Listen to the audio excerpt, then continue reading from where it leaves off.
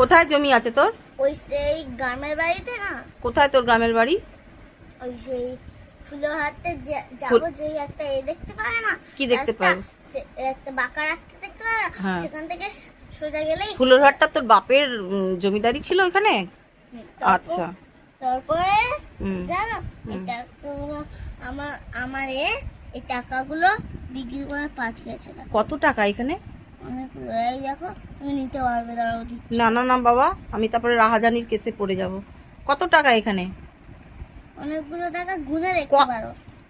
আমি কেন গুনতে দেবো? তুই তোকে দেয়নি জমি বিক্রি করার সময় টাকা গুনে দেয়নি?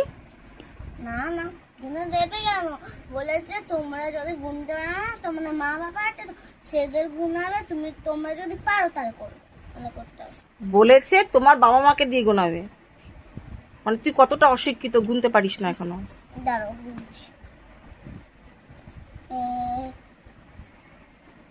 এগুলো ঢালতে হবে না। ঢালতেই হবে? ঢালতেই হবে?